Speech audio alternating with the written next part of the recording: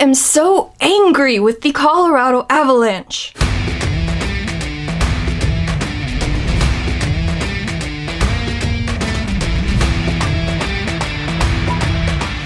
Welcome to From Center Ice. My name is Courtney, and I am once again here to recap the night that was in NHL playoff hockey. Last night we only had one game on because the Florida series decided to wrap up early in a sweep. So we only had Game 5 between the Colorado Avalanche and the St. Louis Blues. And no, I am not just mad at the Colorado Avalanche for losing this game, which would be understandable since I very much do not want the Blues to win, but I am mad at the Colorado Avalanche because I am not even a fan of the team, and yet they have made me feel playoff anxiety. I thought that I was over this once Toronto was eliminated in the first round. But here I was last night about to chew my fingers down to little stubs because I was feeling so much playoff anxiety. So congratulations, Avs, you have made me feel something, but I am not happy about it. But anyway, we have to jump into the recap of this game, unfortunately. I have been putting it off for a few hours now because I felt exhausted just thinking about doing this since I was so disappointed in how the game ended up last night. So let's just talk about the goals. 3 minutes and 51 seconds into the first period, Arturi Lehkonen and Gabriel Landeskog break into the offensive zone. Lehkonen has the puck, but he doesn't elect to shoot it or pass it to Gabriel Landeskog. Instead, he hears this intense tapping coming up behind him, and he must have thought that noise is very annoying, so I'm just going to throw the puck there to shut it up. Thankfully for him, that stick tapping was coming from none other than Nathan MacKinnon, who got the puck trailing those two into the zone, waited, snipe! 1-0 Avalanche. Welcome to the second round, Nathan MacKinnon. It took you 5 games to show up, but we're happy to have you. But in the 4 games before this one, the St. Louis Blues had scored the first goal in all 4 of those games. So, being the superstitious person that I am, I went, oh no, this is going to not end very well. Because they had a rhythm, St. Louis would score first, then the Avs would come back. And in Game 2, it did result in the St. Louis Blues winning the game, but in 3 out of those 4 games it resulted in an Avalanche win. So when the Blues did not score first this time and the Avs did, I was very nervous. But 18 minutes and 23 seconds into the first period, with time winding down there in the opening frame, Nathan MacKinnon bulldozed his way into the offensive zone down the right wing. He dished the puck off to Mikko Rantanen, who was toward the middle of the ice. After dishing off the puck, Nate headed right to the net. Mikko found him once again with a nice pass, and MacKinnon just took that thing to the net all on his own, and Ville Husso made the save.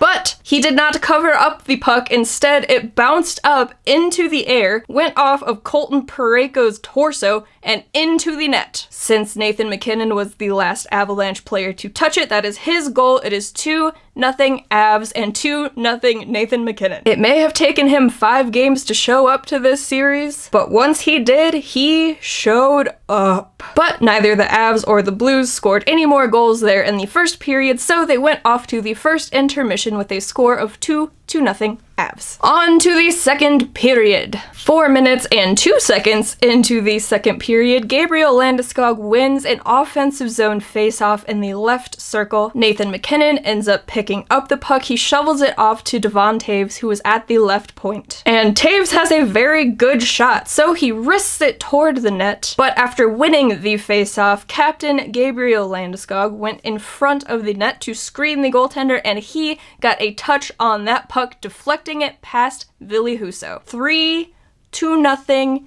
Avalanche. But 12 minutes and 4 seconds into the second period, Logan O'Connor went to the box for roughing against Brayden Schenn. And if you recall from Game 4, or if you didn't watch Game 4, in the second period, the Colorado Avalanche really got into penalty trouble, and that allowed the Blues to get back in the game with 2 quick power play goals. Fortunately for the Avs in this one, the Blues did not score on that power play, but they did gain momentum from it. 14 minutes and 42 seconds into the second period, Alexei Toropchenko skated the puck down the right wall, passed it behind the net to Braden Shen. Shen held on to it for a moment, but then passed it back to the right circle where Vladimir Tarasenko was waiting for it. Tarasenko sent it all the way across the ice to Nick Leddy, who was waiting at the left point. Side note, I have watched an entire 5 games of this series so far, and I even tweeted it out last night that I would not be able to tell you that Nick Leddy played for the Blues until I am once again reminded when he touches the puck that he plays for the Blues. And once again, as I'm recapping this goal, it's like my mouth doesn't want to say Nick Leddy when it comes to talking about St. Louis. I don't know why my brain just will not accept this fact, but that's just how it is, I guess. Anyway, Tarasenko hits Nick Leddy with the super cross ice pass. Leddy takes the shot, but it hits a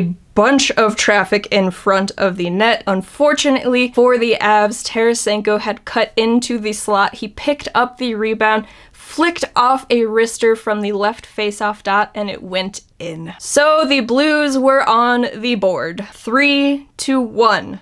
Avalanche. But that's how it went into the second intermission. On to the third period. And just about halfway through the third period, 9 minutes and 57 seconds to be exact, Pavel Buchnevich breaks into the offensive zone down the middle of the ice. He cuts toward the right circle, and in doing so, he passes the puck off to Robert Thomas, who was trailing him into the zone. With the puck heading his way, Thomas makes no mistake, skates into that puck and bashes it stick side on Darcy Kemper. 3-2.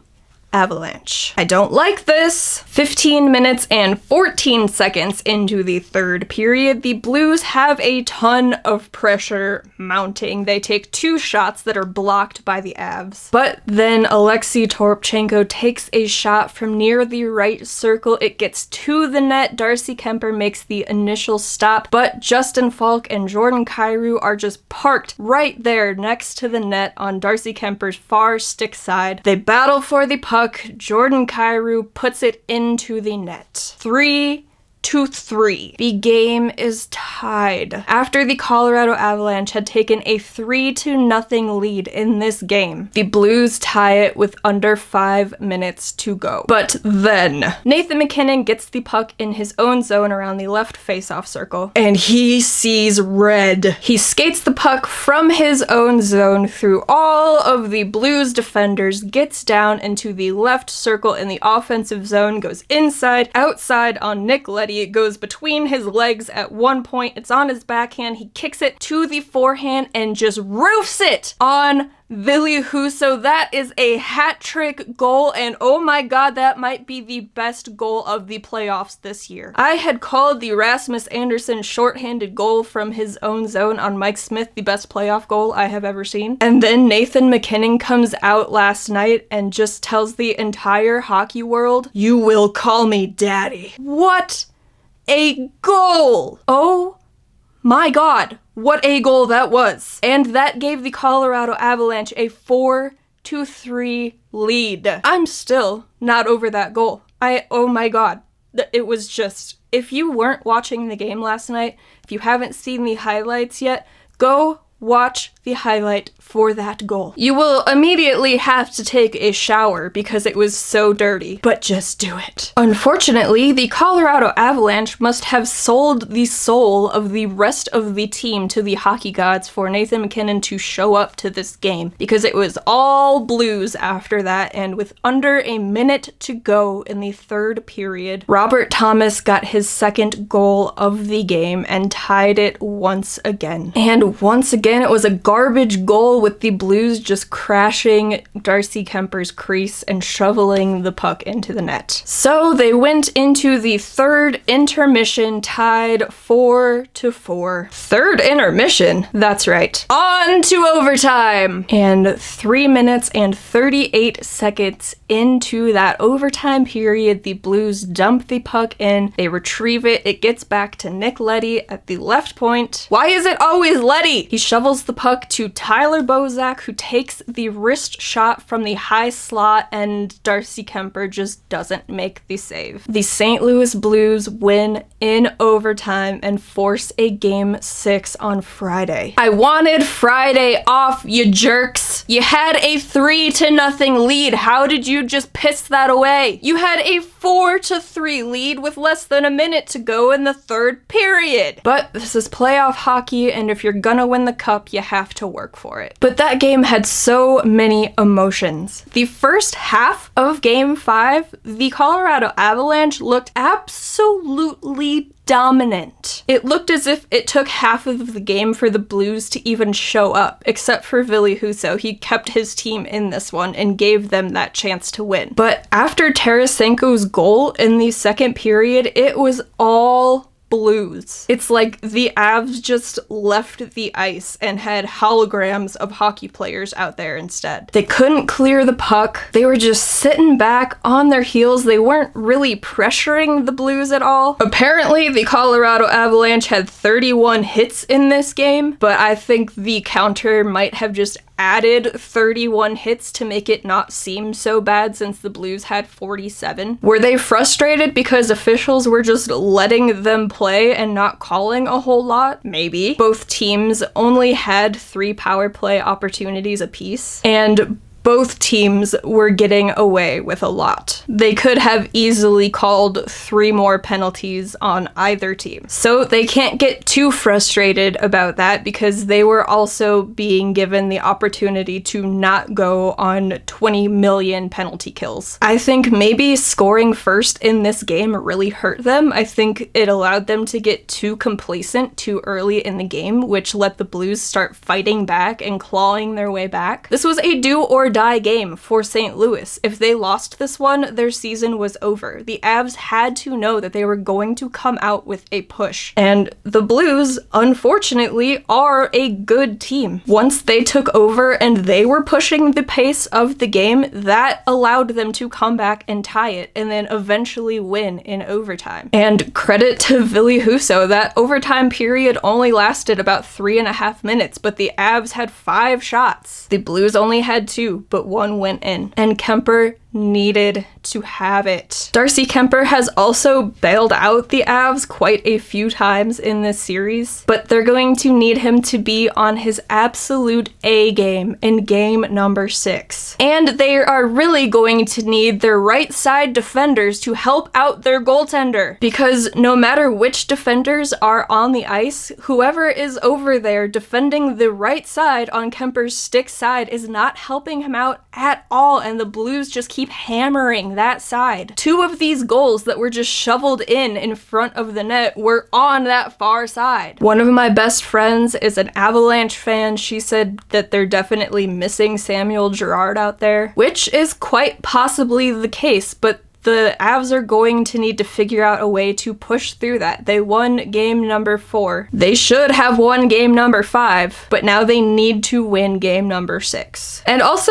if I was Nathan MacKinnon, I would be absolutely seething that my team wasted that effort that I put in, wasted that beautiful coast-to-coast goal. But he also can't just expect to show up 5 games into a series and have his team win that series. Every single guy on the ice needs to come out with something to prove in Game 6. They need to prove they can make it past the second round, something they have not done in 20 years. Feels like I'm talking about the Toronto Maple Leafs all over again, except their curse is the first round, so I guess at least the Avs can win a round. But now they need to win in the second round, and they have had every opportunity to do that so far this year. They should have won Game 5. 3-0 lead. 4-3 lead with less than a minute to go. You have to find a way to close out games. But they still have another chance Friday night in St. Louis. And if they still can't do it there, it shifts back to Colorado for a Game 7. But if I'm the Avs,